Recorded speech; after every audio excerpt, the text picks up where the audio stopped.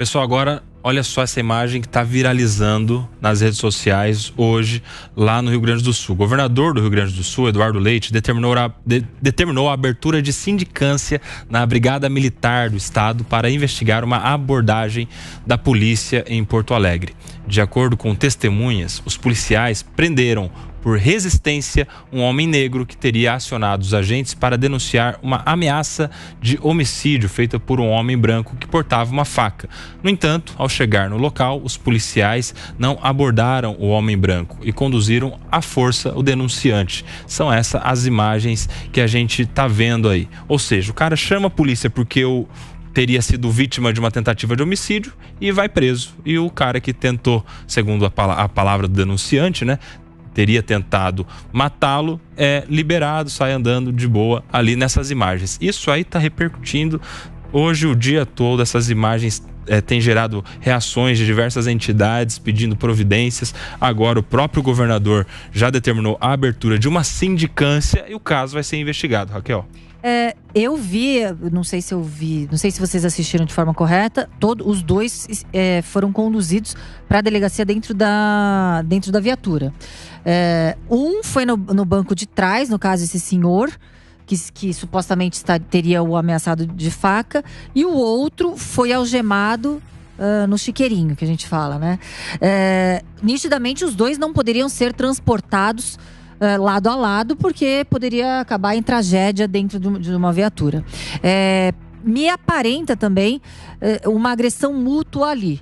Não parece que foi uma agressão unilateral de uma parte. Então a polícia, ela fez naquele momento o que ela deveria fazer, que seria separar. Agora, não sei se o outro foi algemado também, não sei se... A gente tem também essa situação que o fato dele ter sido algemado não é pelo fato dele estar acusando o outro. De repente, ele poderia estar colocando a própria vida dele em risco pelo fato de estar debatendo, extremamente nervoso. São uma série de fatores que a gente tem que analisar o caso concreto. De forma fria, com essas imagens, nos conduzem a querermos acreditar que foi a repetição de estereótipos.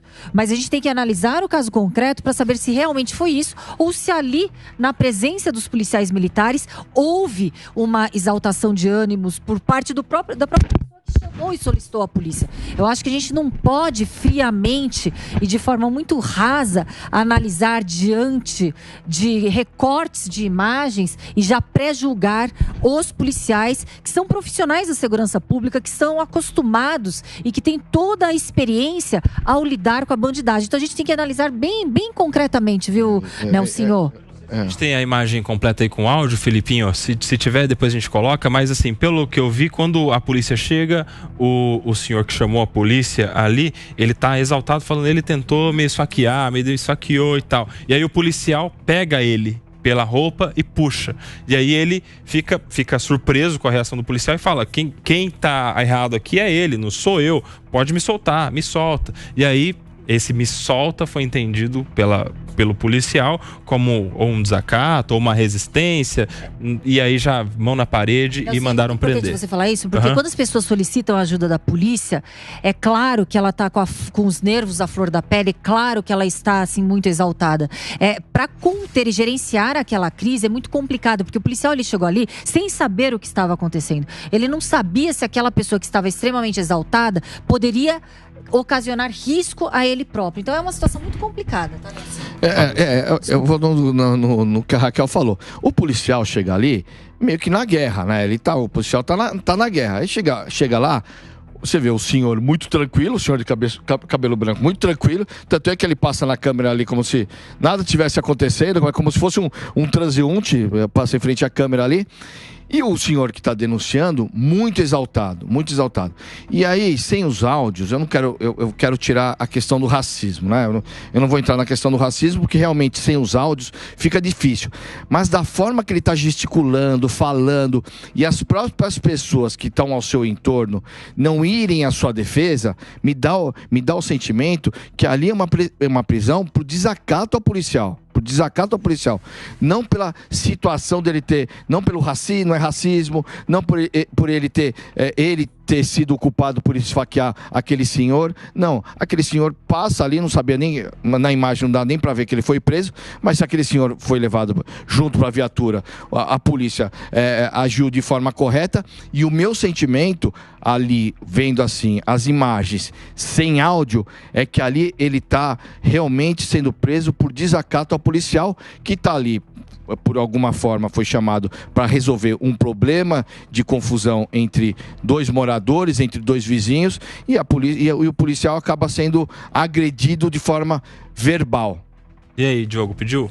É claro, não quero prejulgar ninguém, não dá para prejulgar os policiais, mas que o tratamento foi extremamente diferenciado ao senhor branco e ao rapaz negro, isso não tem dúvida nenhuma. Se eles não podiam ser mantidos juntos, tudo bem, mas para não serem mantidos juntos, um tem que ser algemado no chiqueirinho e outro sentado sem algemas no banco no assento do carro, eu acho que é uma diferenciação absolutamente inaceitável. Que se chamasse mais uma viatura, fosse cada um numa viatura, ou qualquer outra maneira que a polícia pudesse adotar. Agora, fica evidente também que pelo menos 2 dos transeuntes começam a gesticular para a polícia numa impressão clara de que estão dizendo, tá errado, olha, o outro tá indo embora. Quer dizer, não pode de forma alguma fazer isso. Agora, de novo, não quero culpar especificamente os policiais. Esse é um problema cultural que nós temos de muito tempo.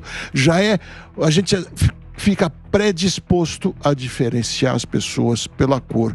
E isso precisa mudar mesmo. É um absurdo a gente continuar no século XXI achar que dependendo da cor a pessoa seja mais ou menos suspeita.